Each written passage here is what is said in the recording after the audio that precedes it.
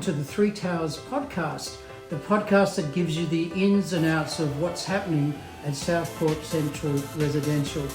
I'm Chris Griffith. I'm John Butler.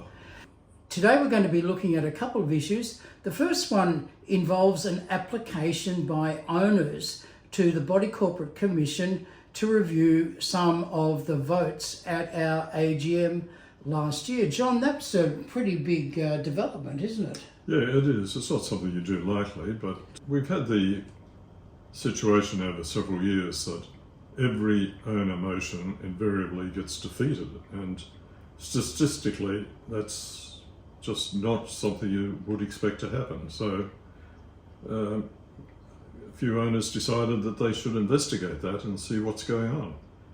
Yes, we generally each year a group of owners has a look at the votes just to see if the voting has been okay, that they've been correctly counted and so on. There was concern about a number of anomalies.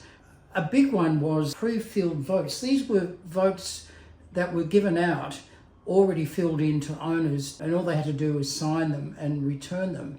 And that's something, John, that's actually been discounted by the Body Corporate Commission in the previous adjudication. The Body Corporate Commission as adjudicator has in previous appeals ruled that if you simply sign a pre-filled voting paper, there's no evidence that you actually considered what you were doing other than signing it. You didn't consider the voting, the pros and cons of each vote, if the boxes were already ticked for you, and those votes are declared invalid.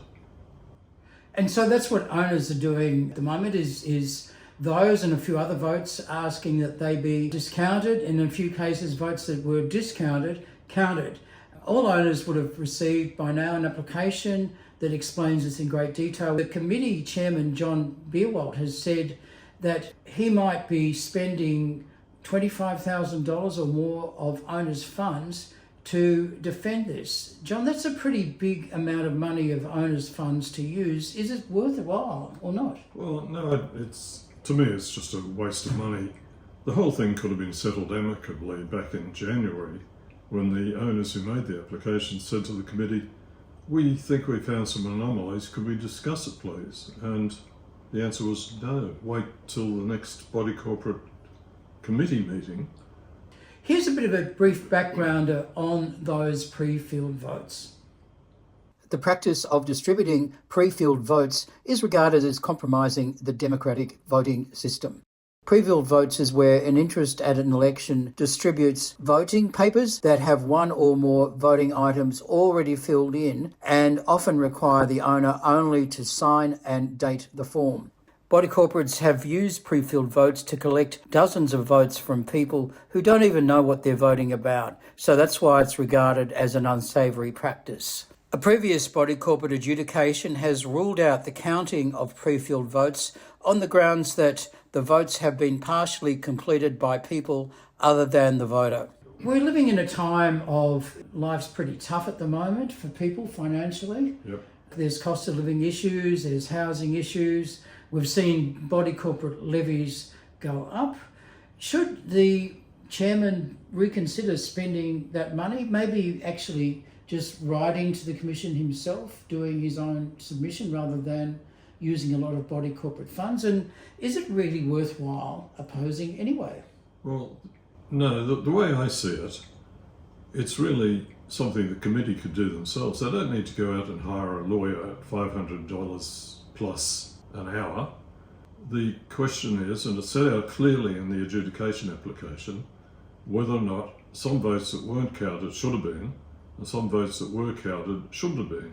So the committee, which is responsible for having the votes counted, could sit down and look at that and say, well, yeah, we agree or we don't agree, but not spend $25,000 hiring a lawyer to write submissions on it. That's just a waste of our money.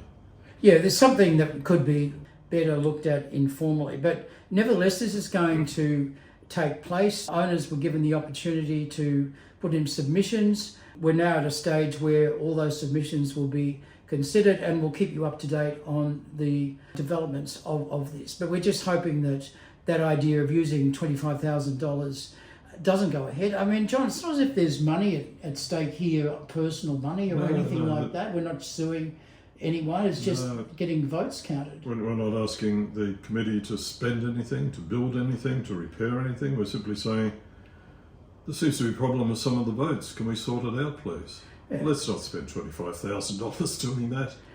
The easiest thing would be for the chairman to say, okay, look, I'll just abide by what the commission or the adjudicator finds. Yeah, see what the referee says. It might reverse a few motions. In fact, it could well do that, but really it's not the end of the earth that you need to go out spending lots of owners' money on. Not at all, no.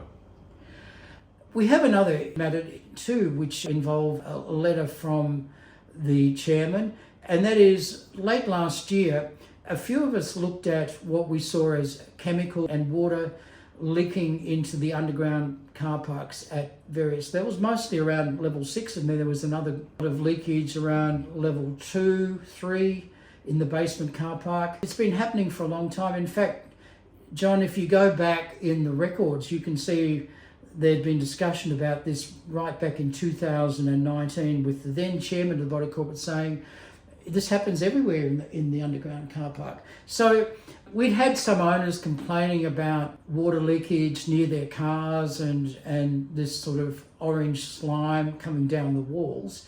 What we did was we got together a bit of a report, put some photos together, and in a very limited way sent this off to the body corporate and to the chairman and asked if we could have an informal private meeting to discuss what was happening here, how serious the issue was, and what should be done about it. But this dispute seems to have escalated somewhat with a letter recently sent to all owners by the body corporate chairman. John, do you want to explain what happens? Yes, there's a pattern emerging here where if an owner raises a possible issue with the body corporate committee, they get vilified in letters from the chairperson.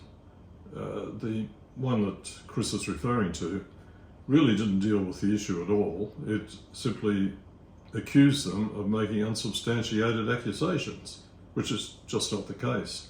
So basically what we did was we went and got from Griffith University, the Gold Coast testing lab there, a report on the content of that slime, which had very high levels of iron in it. And we did say in the report that we gave the committee, and it was only a limited circulation, that there could be health issues or other issues at play here. We didn't say there was, we say there could be, and we wanted to sit down, get their idea of the history of what had gone on with the leakage in the underground car parks and what they were doing about it and whether it was serious or not. But we got bollocked in this letter that went out just a week or so ago. After we gave the committee invitation to meet informally or representatives of the committee as the governing body here, we got no response to that. They did say they would deal with it after a committee meeting that would take place after that. At that committee meeting, what they did instead was just table or just tell us that one of the reports would appear in the caretaker's report and be on Stratomax, which subsequently it was. The report said there was no long-term issue with the egress being represented by a structural issue here, that there was nothing to worry about in terms of structure. I think, John, we were all relieved at that to a certain degree because we didn't want to find that, but we wanted to know the truth about what that leakage was about. The two reports says there is high iron content in runoff water around this area, which was what the cause of this was. They didn't get an engineer's report, I might add. And they used a water sample from a drain on level 5 rather than the sludge on the wall on level 6 for analysis. Still, we felt pretty relieved by that.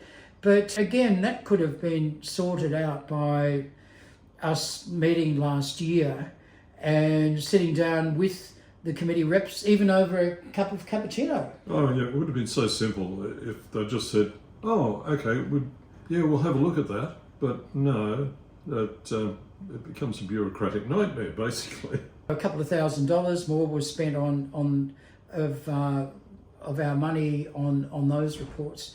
I think from both these issues, we're losing out by not having these informal discussions in the first place. Like in the case of the chemical sludge, that invitation was in December, and yet in April is when the Body Corporate chairman puts out this letter saying that we were making these accusations, bloody, bloody, bloody, blah. We wanted to have a discussion in the first instance. Yes, but that doesn't happen, and what we get is letters from the chairperson. The letters, instead of addressing the issues and coming up with solutions or plans, simply criticise the people who made the inquiries and names them, vilifies them, makes them look like bad people, and that doesn't get anyone anywhere. That it would appear that the purpose of the letters is to make those people look bad rather than address the issues. That's not the way to run a billion-dollar organisation like this. Yeah, and in the letter that was sent out regarding voting and the idea of the committee spending 25 grand on a response to the application to the adjudicator, there was no actual mention of the fact that it was actually about voting, John. There's not any great information about what the voting dispute was, and there was more information in the fact that all owners got a copy of the application. In fact, there was no point to the letter at all, because all owners got the full application through their email. They already know exactly what it was all about. And a number of people replied with, owners replied with applications, or if you like, submissions of their own to this case, which will run for some time now, and we'll keep you up to date on what happens with that, and with other developments that are probably in train here at Southport Central. There'll be more. And I'll be back in a week or two's time. My apologies, I've been out of the country and I've come back and forth, so we've been doing these podcasts a little intermittently. But I'll be here with Taryn Kong, who was the person who put together this voting submission to discuss it in more detail. And that'll be later this month. So thank you again for watching into the Three Towers podcast. Our reply letter to John Beerwald regarding the chemical analysis issue and the chemical issues in the basement is attached as an attachment. If you're watching this having received it via email, you'll see an attachment there and you can read that letter yourself. So thanks again. Have a great day. Enjoy the cool weather here in May. John, I sleep much better when it's a bit cooler. It's very nice at the moment. Very mild. Absolutely. The sun isn't up so early, and I'm finding my Apple Health app is showing I'm getting a better sleep score at night, which is pretty good. Currently snowing in Victoria, but at the Gold Coast, it's beautiful as always. Just another day in paradise. Another day in paradise. All right. All the best to you. See you next time. Thanks from me, Chris Griffith, and me, John Butler. See you next time. Okay, bye for now. Bye-bye.